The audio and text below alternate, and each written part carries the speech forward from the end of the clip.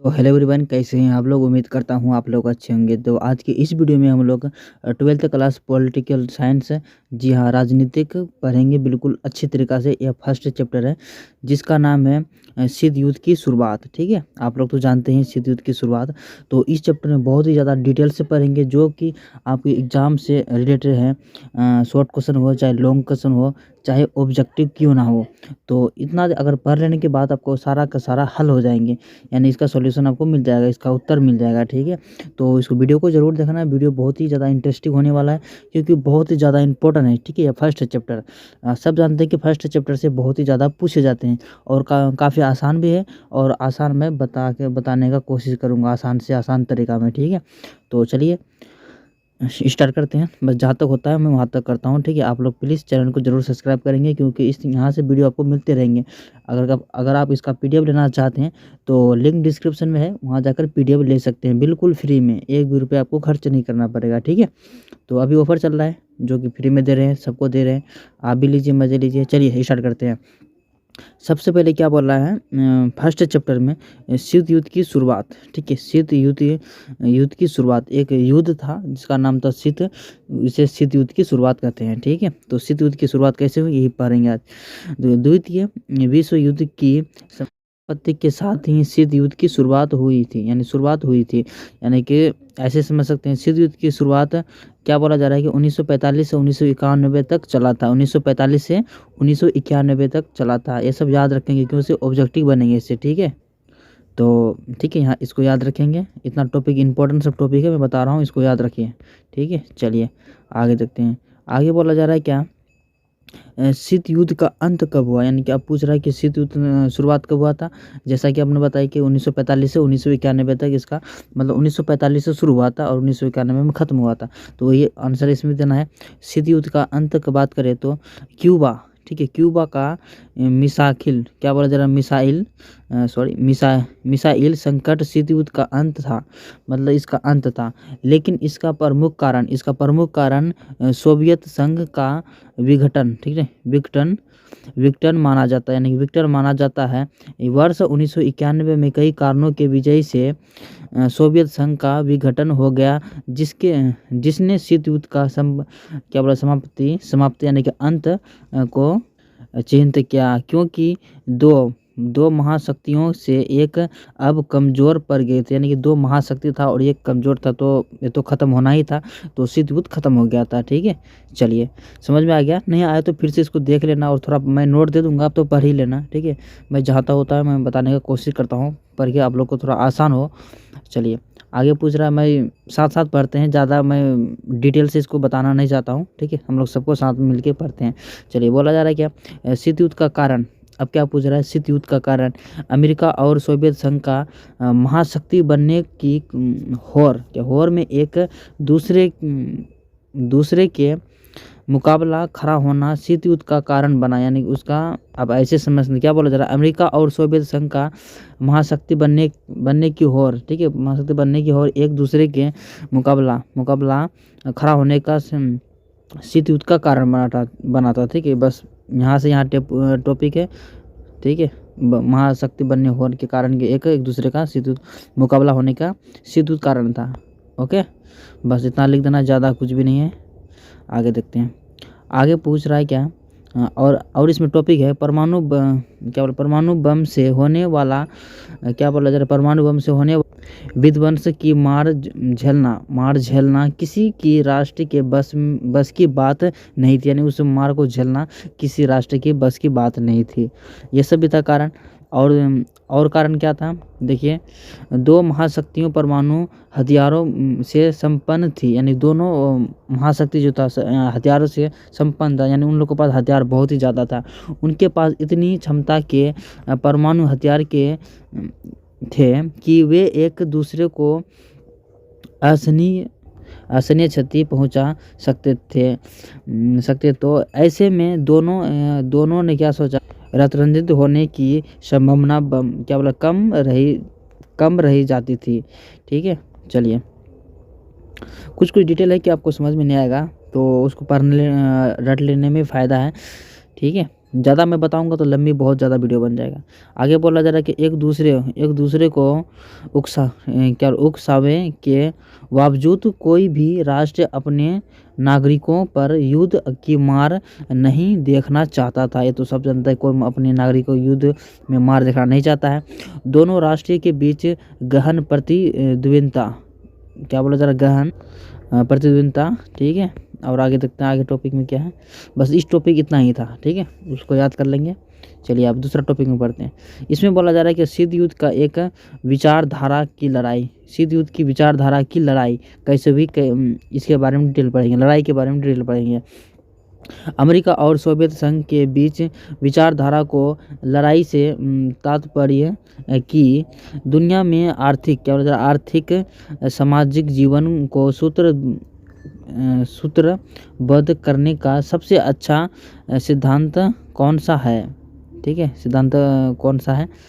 तो चलिए देखते हैं कौन सा है। क्या बोला जा रहा है कि अमेरिका ऐसा मानता था कि पूंजीवादी अर्थव्यवस्था दुनिया के बेहतर है, जबकि सोवियत संघ मानता था कि समाजवादी क्या बोला, समाजवादी साम्यवादी अर्थव्यवस्था बेहतर है। दोनों उल्टा है, सोचने का भेद है। आगे पूछ रहा है क्या, पूंजीवाद सरकार का हस्तक्षेप कम होता है, व्यापार अधिक होता है, यानी कि हस्तक्षेप कम होता है और व्यापार अधिक होता है, किसमें, पूंजीवाद में। और समाजवाद में क्या होता है, सारी व्यवस्था सरकार के हाथ में होती है, निजी व्यवस्था विरोध होता है, निजी विरोध होता है, ठीक है। तो ये सब तो आपको ज्योग्राफी में देखने को मिलेगा, इकोनॉमिक्स में, तो इसको थोड़ा थोड़ा याद रखिए आप, क्योंकि क्वेश्चन तो आएंगे ही आएंगे, ये तो डेफिनेटली है। आगे पूछ रहा है क्या, प्रथम विश्व युद्ध 1914 से 1918 तक चला था। कब, 1914 से 1918 तक चला था विश्व प्रथम युद्ध। और द्वितीय युद्ध की बात करें तो द्वितीय युद्ध 1900, सब जानते हैं, 1939 से 1945 तक चला था। कब, 1939 से 1945 तक चला था, ठीक है। ये सब आपको हिस्ट्री में भी देखने को मिलेगा, तो वहाँ भी देख सकते हैं, दोनों काम हो जाएगा। ये सब याद रखेंगे, टॉपिक इम्पोर्टेंट है। मैं जल्दी जल्दी बता रहा हूँ कि ताकि आप लोग को ज़्यादा से ज़्यादा रटना ना पड़े, टॉपिक देख लेंगे, उसके बाद नोट तो दे देंगे, वहाँ से पढ़ लेंगे। आगे पूछ रहा है क्या, द्वितीय विश्व युद्ध के कूट, क्या बोला जा रहा है, द्वितीय विश्व युद्ध के कूट। तो मित्र राष्ट्र द्वितीय विश्व युद्ध में सोवियत संघ, फ्रांस, ब्रिटेन, संयुक्त राज्य अमेरिका और क्या बोला, विजय मिली, इन्हीं 4 राष्ट्रों के संयुक्त रूप से मित्र राष्ट्र के नाम से जाना जाता है। तो ये जो मैंने आपको चारों जो पढ़ के बताया ना, फ्रांस, ब्रिटेन, संयुक्त राज्य अमेरिका और विजय मिली, इन्हीं 4, तो ये सब याद रखेंगे, क्योंकि इसमें पूछा जाएगा क्या, मित्र राष्ट्र के नाम जाना जाता है। तो मित्र राष्ट्र के नाम से कौन कौन है, कौन कौन मित्र है, तो ये सब आपको लिखना पड़ेगा, चारों जो मैंने बताया। चलिए आगे पूछ रहा है क्या, धुरी राष्ट्र, क्या पूछ रहा है, धुरी राष्ट्र जिन राष्ट्रों के द्वितीय विश्व युद्ध में हार का सामना करना पड़ा था, उन्होंने धुरी राष्ट्र के नाम से जाना जाता है। ये राष्ट्र थे जर्मनी, जापान, इटली। क्या था, जापान, इटली, मतलब जर्मनी, जापान, इटली, ठीक है, हो गया याद। चलिए अब अगला टॉपिक देखते हैं। अगला टॉपिक बोल रहा है कि द्वितीय विश्व युद्ध का अंत हुआ, यानी कि जो दूसरा जो युद्ध जो चला था उसका अंत कैसे हुआ था। तो इसमें देखिए, द्वितीय विश्व युद्ध का अंत अगस्त 1945 में हुआ। अभी ऊपर में देखे थे ना 1945 से, तो यहाँ भी है 1945। अमेरिका ने जापान के 2 शहर हिरोशिमा, एक टॉपिक में बताता हूँ यहाँ पर। जापान के एक हिरोशिमा में परमाणु बम, पहला बम मतलब टेस्ट किया गया था, ठीक है, गिरा था वहाँ पर। तो इस पर याद रखें, हिरोशिमा और नागासाकी पर परमाणु बम गिराए और जापान को घुटने टेकने पर क्या कर दिया था। इसके बाद दूसरे विश्व युद्ध का अंत हुआ, यानी कि घुटने टेकने पर मजबूर कर दिया था, ठीक है। तो इसके बाद दूसरा युद्ध अंत हुआ, सॉरी विश्व युद्ध, इसके बाद दूसरे विश्व युद्ध का अंत हुआ, ठीक है। चलिए आगे पूछ रहा है क्या,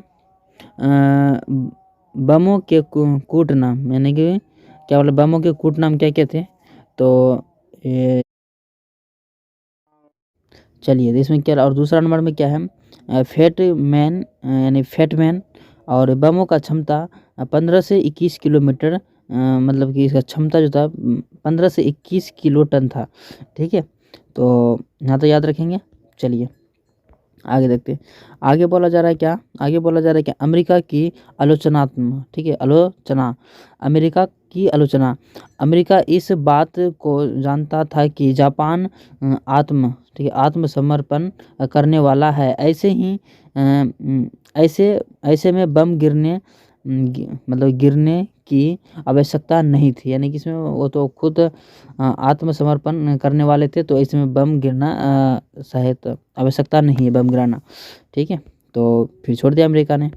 आगे पूछ रहा है क्या, अमेरिका के समर्थकों का तर्क था कि युद्ध को जल्दी से जल्दी समाप्त करने तथा समाप्त करने तथा अमेरिका और थाई राष्ट्र की आगे जनहानि को रोकने के लिए परमाणु बम गिराना जरूरी था। ठीक है, तो चलिए ये सब थोड़ा थोड़ा देख लेंगे, उसे शॉर्ट लॉन्ग तो बताऊंगा ही। क्या बोला, हमले के पीछे उद्देश्य क्या था। हमले के पीछे उद्देश्य, वह सोवियत संघ के सामने यह भी जाहिर करना चाहता था कि अमेरिका ही सबसे ताकतवर देश है। चलिए आगे पूछ रहा है क्या,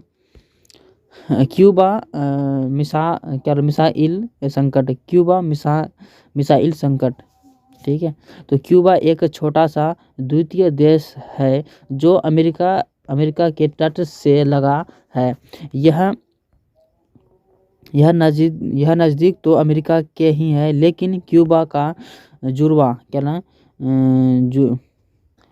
मतलब क्यूबा का जुड़ाव सोवियत संघ के था से, मतलब कि आप ऐसे समझ सकते हैं, ये जो देश जो है ना क्यूबा, तो ये अमेरिका के तट पर है। ठीक है, नज़दीक अमेरिका का है, लेकिन क्यूबा क्या जुड़ाव सोवियत संघ से था और सोवियत संघ इसे वित्तीय सहायक देता था। ठीक है, इतना देखिए। चलिए आगे देखते हैं। आगे पूछ रहा है क्या, सोवियत संघ के नेता निकिता खुश्चेव क्यूबा को रूस में सैनिक अड्डे के रूप में क्या बोला जा रहा है कि अड्डे के रूप में बदलने का फैसला किया। 1962 में उन्होंने क्यूबा को रूस के सैनिक अड्डे के रूप में बदल दिया था। ठीक है, रूस के अड्डे में बदल दिया था। आगे पूछ रहा है क्या, 1962 में खुश्चेव ने क्यूबा को परमाणु मिसाइल तैनात कर दिया था, मतलब मिसाइलों तैनात कर दी थी। इन हथियारों की तैनाती से पहली बार अमेरिका नज़दीक निशाने की सीमा में आ गया। हथियारों की तैनाती के बाद सोवियत संघ पहले तुलना में अब अमेरिका के मुख्य भूभाग के लगभग दोगुने क्या बोला जा रहा है कि ठिकानों का शहरों पर हमला कर सकता था। ठीक है, चलिए आगे पूछ रहा है क्या, अमेरिका को इसकी खबर 3 हफ्ते बाद लगी। अमेरिकी राष्ट्रीय जॉन एफ कैडेनी ऐसा भी करने से हिचकिचा रहे थे, जिससे दोनों के बीच युद्ध छिड़ गया। अमेरिका ने अपने जंगी बेरों को आगे कर दिया ताकि क्यूबा की तरफ जाने वाले सोवियत जहाज़ों को रोका जाए। इस दोनों हथियारों के बीच ऐसी स्थिति बन गई कि लगा कि युद्ध होकर रहेगा। इतिहास में इसी घटना को क्यूबा मिसाइल संकट के नाम से जाना जाता है। ठीक है, समझ में आ गया? नहीं आया तो फिर से देख लेंगे। चलिए कुछ नोट कर सकते हैं आप क्यूबा के बारे में। नोट, क्यूबा मिसाइल संकट को शीत युद्ध का चरम बिंदु भी कहा जाता है, क्योंकि पहली बार 2 बड़ी महाशक्तियों आमने सामने हुआ था लड़ाई के लिए। तो क्यूबा संकट क्यों आता? दो महाशक्ति आपस में लड़ रहे थे, इसलिए क्यूबा मिसाइल संकट को शीतयुद्ध का चरम बिंदु भी कहा जाता है। ओके, चलिए इसमें देखिए क्यूबा मिसाइल संकट के समय मुख्य नेता, ये जो मुख्य नेता थे क्यूबा और क्या बोले फिडेल कास्त्रो, और क्या सोवियत संघ में निकिता और खुरुश्चेव और क्या बोले अमेरिका जॉन एफ केनेडी, ये सब तो प्रधानमंत्री थे। ठीक है, कुछ हैवी नेता। चलिए आगे देखते हैं। इसमें बोला जा रहा है क्या, दो ध्रुवीय कार हम शुरुआत दोनों हथियारों, क्या बोला जा रहा है, दो महाशक्तियों विश्व के विभिन्न हिस्से पर अपने प्रभाव का दायरा बढ़ने के लिए तुली हुई थी। दूसरे विश्व युद्ध के समाप्त होने के बाद अमेरिका तथा सोवियत संघ को दो गुटों में बांट दिया गया, दो में बट गया। यही दो ध्रुवीयता का विश्व है। ठीक है, समझ में आ गया। चलिए आगे बढ़ते हैं। आगे क्या बोला जा रहा है, क्या बंटवारा सबसे पहले यूरोप महाद्वीप में, क्या बोला जा रहा है, महाद्वीप से शुरू हुआ। पूर्वी यूरोप सोवियत संघ दूसरी दुनिया, ठीक है, पश्चिमी यूरोप अमेरिका पहली दुनिया। ठीक है, ये सब याद रखेंगे। चलिए आगे पूछ रहा है क्या, पूर्वी यूरोप आदि क्या बोलते अधिकांश देश सोवियत संघ गठबंधन में शामिल हो गए। इस गठबंधन को पूर्वी गठबंधन कहते हैं। इसमें क्या बोला जा रहा है, इसमें शामिल देश क्या बोला, पोलैंड, पूर्वी जर्मनी, हंगरी और ठीक है, बल्गारिया और रोमानिया आदि। ठीक है, ये सब हो जाएगा। आगे देखते हैं। आगे बोला जा रहा है पश्चिमी यूरोप में अधिकतर देशों ने अमेरिका का पक्ष लिया। इन्होंने देशों के समूह को पश्चिमी गठबंधन कहते हैं। इस गठबंधन में शामिल देश ब्रिटेन, नॉर्वे, फ्रांस, पश्चिम जर्मनी, स्पेन, इटली और क्या बेल्जियम आदि। ठीक है, चलिए अब चलिए कुछ नोट करने वाली चीज़ें यहाँ पर देखिए। पश्चिमी गठबंधन के ने स्वयं को एक गठबंधन का रूप दिया। 4 अप्रैल 1949 उत्तर अटलांटिक संधि गठन, ये सब इंग्लिश में आप थोड़ा याद रखेंगे, की स्थापना की, जिसमें 12 देश शामिल थे। कितने देश शामिल थे? 12 देश शामिल थे। ये सब याद रखने वाले हैं। चलिए पूछ रहा है क्या, इस संगठन ने घोषणा की उत्तरी अमेरिका अथवा दूसरी क्या बोला जा रहा, अथवा यूरोप के इन देशों से किसी एक पर भी हमला होता था, मतलब होता है, तो उसे संगठन में शामिल सभी देश अपने ऊपर हमला मानेंगे और नाटो की शामिल हर देश एक दूसरे की मदद करती है। नाटो एक संधि चला था जिसमें कि आप समझ सकते हैं, नाटो में एक दोस्त मतलब एक देश दूसरे देश को मदद करते थे। चलिए आगे पूछ रहा है क्या, ये भी नोट करने वाले उद्देश्य अमेरिका द्वारा विश्व में लोकतंत्र को बचाना, मतलब कि उद्देश्य अमेरिका द्वारा विश्व में लोकतंत्र को बचाना। तो चलिए देखते हैं इसमें कैसे कैसे बचाते हैं लोग। इसमें बोला जा रहा है क्या, क्या बोला जा रहा है, वर्षा संधि सोवियत संघ के अगुवाई वाले पूर्वी संगठन को वर्षा संधि के नाम से जाना जाता है। इसकी स्थापना सन 1955 में, कब 1955 में हुई थी, और इसका मुख्य काम नाटो में शामिल देशों की यूरोप में क्या बोला जा रहा है, मुकाबला करना। यूरोप में किससे मुकाबला करना? यूरोप में मुकाबला करना। ठीक है, ये सब याद रखेंगे, पॉइंट एक एक पॉइंट याद रखेंगे आप। आगे पूछ रहा है क्या, महाशक्तियों के लिए छोटे देश का महत्व, मतलब जो महाशक्तिशाली देश था तो छोटे देश का क्या महत्व था? महत्वपूर्ण संसाधन जैसे तेल और खनिज के लिए, भू क्षेत्र, ताकि यहाँ के महाशक्तियों अपने हथियारों और सेना के संचालन कर सकें। तो सब तो कितना बड़ा देश हो जाए, सबके पास डीजल, पेट्रोल और ये सब चीज़ का तो जरूरत होते रहता है, खनिज का। ठीक है, इसमें पूछ रहा है क्या, सैनिक ठिकाने जहां से हथियारों एक दूसरे के जासूसी कर सकें, हथियार मदद, जिसमें आगे बोला जा रहा है कि आर्थिक मदद जिसमें संगठन में शामिल बहुत से छोटे देश सैन्य खर्च वहन करने में क्या बोला जा रहा है, मददगार, समझते मददगार हो सकते थे। चलिए आगे बोला जा रहा है क्या, विचारधारा। विचारधारा गुटों में एक शामिल देशों की निष्ठा से यह संकेत मिलता था कि महाशक्तियों विचारों का पारस्परिक युद्ध की जीत रही है। ओके, चलिए ये भी समझ में आ गया। आगे देखते हैं, इसमें भी बोला जा रहा है क्या, गुट में शामिल हो रहे देशों के आधार पर वे सोचते हैं कि उदारवादी लोकतंत्र और पूंजीवादी समाजवादी और साम्यवादी से ही कहीं बेहतर है ये सब चीज़ें। ठीक है, तो चलिए आगे देखते हैं। आगे का टॉपिक में बोला जा रहा है क्या, शीत युद्ध का परिणाम क्या था। तो गुट निरपेक्ष देशों का जन्म, उनके खूनी क्या बोला डाई लड़ाइयों के बावजूद तीसरे विश्व युद्ध का टल जाना, अनेक सैन्य संगठन संधियां, ठीक है, और दो महाशक्तियों के बीच परमाणु जखीरे और हथियारों के होर, दो ध्रुव का विश्व। और चलिए कुछ इसमें नोट करने वाला चीज़ है, आपको नोट करना है क्या, अपने प्रभाव बढ़ाने के लिए दो ही महाशक्तियों ने अन्य देशों के साथ संधियों की, जो कुछ इस प्रकार था। चलिए इसमें दिखाता हूँ, इस चार्ट में दिखाता हूँ। ठीक है, सैन्य संस्था अमेरिका का था, नाटो की यानी कि 1949 में, और सीटो की यानी 1954 में, और सेंटो को यानी कि 1955 में। ठीक है, सब याद रखेंगे। और इसका संस्था था क्या, सोवियत संघ का, बस वर्षा फैक्ट 1955 में, ये सब याद रखेंगे।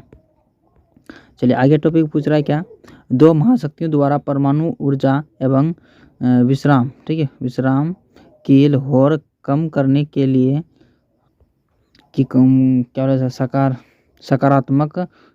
सकारात्मक कदम। चलिए इसमें बोल रहा है क्या, परमाणु परीक्षण प्रतिबंध संधि, परमाणु अपसार की संधि, परमाणु प्रतिक्षकना क्या बोला जा रहा है, परछना सत्र परिसीमन संधि एवं वोल्टाटिक मिसाइल टंकी। और आगे पूछ रहा है क्या, और आगे देख सकते हैं, सीटो एवं सेंटो। ठीक है, अमेरिका ने पूर्वी और पूर्व एशिया तथा पश्चिम एशिया संगठन का साधन, इन्हीं गठबंधनों को सीटो सेंटो कहा गया है। ठीक है, चलिए सीटो के बारे में देखते हैं। आप सीटो दक्षिण पूर्वी एशियाई संधि संगठन, स्थापना 1954 में। ठीक है, और उद्देश्य समाजवादियों के विस्तारवादी समुदाय के दक्षिण पूर्व एशियाई दोनों की रक्षा करना। ठीक है, चलिए और सेंटो में देखते हैं। सेंटो में बोला जा रहा है कि केंद्रीय संधि संगठन है, और इसका ये भी स्थापना 1955 में। और इसमें क्या बोला जाएगा, उद्देश्य है कि सोवियत संघ को मध्य पूर्व दूर रखना, समाजवाद को प्रभाव को लाभ। और कुछ नोट कर सकते हैं, इसके बाद सोवियत संघ ने चीन, उत्तर कोरिया, वियतनाम, इराक और संबंधी आकाशगंगा है। ठीक है, आकाशगंगा, कुछ वर्ड ध्यान में नहीं रहता यार, क्या बताऊँ, एक सेकेंड। चलिए इसमें बोला जा रहा है कि शीत युद्ध के बारे में, क्या बोला जा रहा है, शीत युद्ध के बारे में। तो विरोधी खेमों के संयुक्त राष्ट्र के बीच संकट का अवसर आया, युद्ध के अनुमान सही। चलिए इसमें बोला जा अवसर आया, युद्ध हुआ, अनुमान सही, क्या बोला जा रहा है, सही, मगर कोई बड़ा युद्ध नहीं हुआ। कोरिया, वियतनाम और अफगानिस्तान जैसे कुछ क्षेत्रों अधिक क्या बोला जाए जनहानि हुई। गृह युद्ध के दौरान खूनी युद्ध भी हुआ, गृह युद्ध के बाद खूनी युद्ध भी हुआ था। ठीक है, चलिए आगे पूछ रहा है क्या, गुट निरपेक्षता का अर्थ सभी गुटों से अपना अलग अलग रखना है। गुट मतलब, ठीक है, गुट निरपेक्षता का परिणाम, गृह युद्ध के दौरान दो महाशक्तियों के तनाव के बीच एक नए नामांकन का जन्म हुआ जो दो ध्रुवीय में विभाजित रहे। देश से अपने को अलग बनाए रखने के लिए था जिसके उद्देश्य विश्व शांति था। इस दस्तावेज का नाम गुट निरपेक्ष दस्तावेज पोस्ट किया गया। गुटों की महाशक्तियों शामिल है, लेकिन इस अंतर्राष्ट्रीय मामले से अलग अलग नहीं रखा गया। विचार सभी अंतर्राष्ट्रीय मामले से संबंधित था। चलिए आगे पूछ रहा है क्या, आगे पूछ रहा है, एक सेकेंड। गुट निरपेक्षता आखिरी का स्थापना, ठीक है, आखिरी की स्थापना। तो इसमें बोला जा रहा है कि सन 1956 यूगोस्लाविया के जोसेफ ब्रांज टीटो, भारत के जवाहरलाल नेहरू और मिस्र के महासविच अब्दुल नासिर ने एक सफल बैठक की जिसमें गुट निरपेक्ष का क्या बोला जा रहा है, अप्लाई का जन्म हुआ, ठीक है, अप्लाई का जन्म हुआ। आगे पूछ रहा है क्या, गुट निरपेक्ष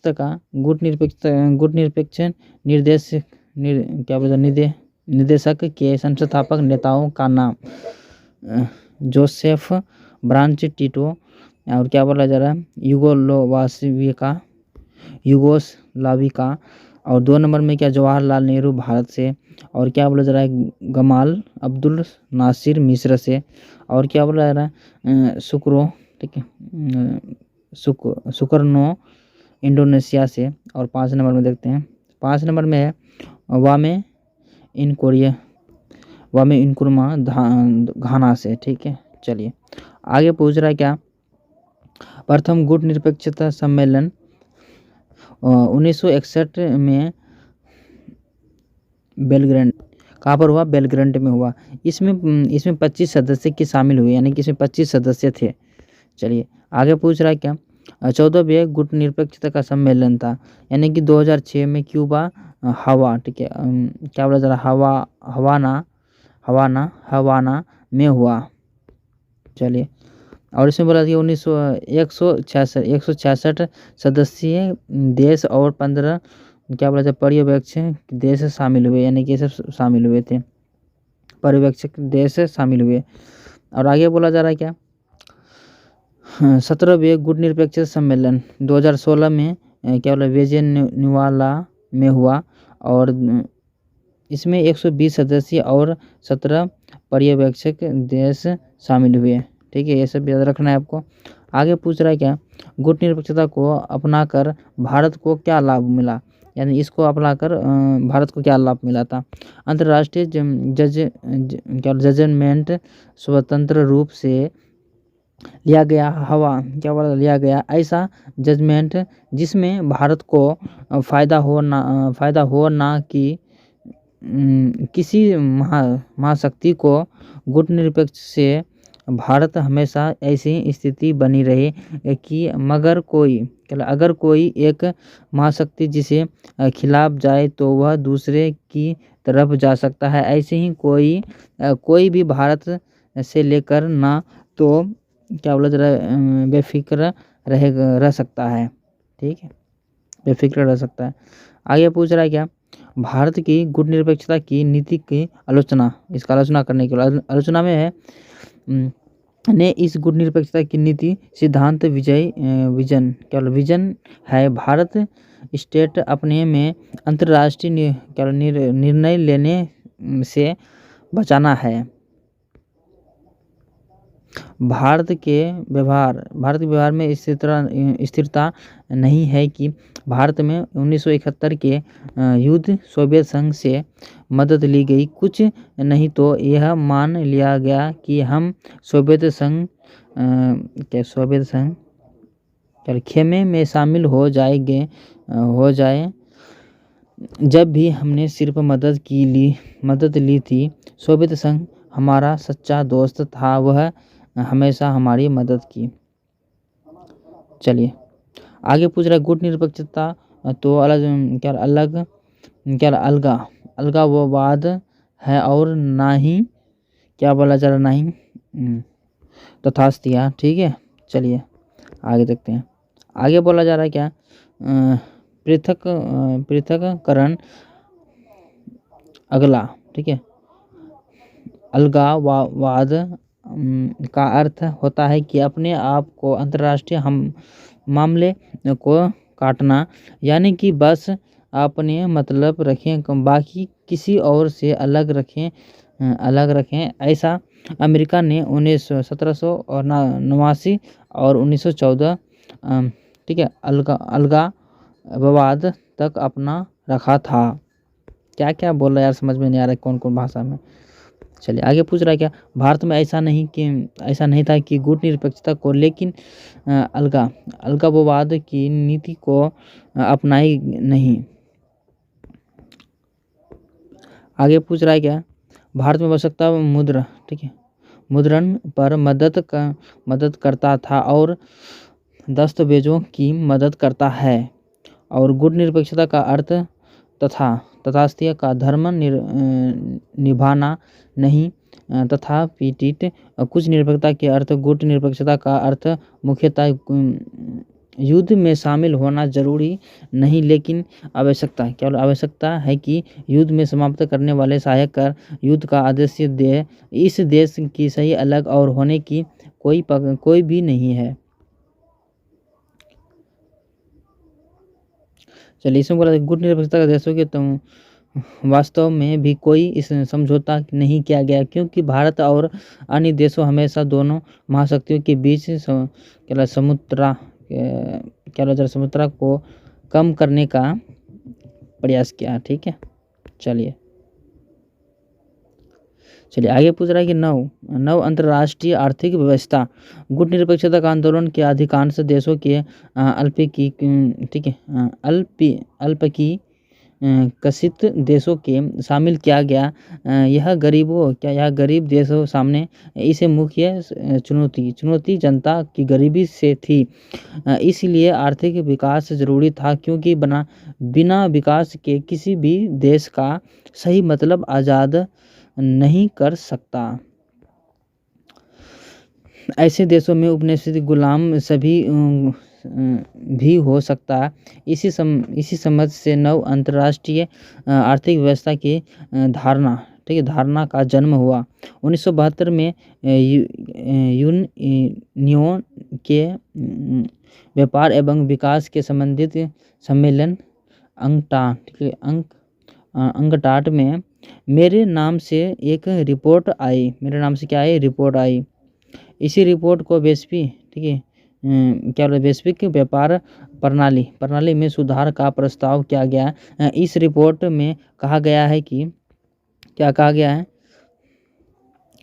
अल्प विकसित देशों का अपना प्राकृतिक संरचनात्मक अधिकार होना। यह देश अपने साधन और उपयोग अपने तरीके से करता है। 2 नंबर में है क्या, ठीक है, अल्प विकसित देशों की पहुंच पश्चिमी देशों से बाजार तक होगी। यह देश अपना सामान पश्चिमी देशों तक बिकाऊ होगा। 3 नंबर में क्या, पश्चिमी देशों की महंगाई का रिलीज टेक्नोलॉजी प्रौद्योगिकी की लागत कम होगी। आगे पूछ रहा है क्या, अल्प विकसित देशों की भूमिका अंतर्राष्ट्रीय आर्थिक अपेक्षाओं की उनकी भूमिका शामिल होगी। चलिए आगे बोला जा रहा है क्या, शस्त्र नियंत्रण युक्तियाँ।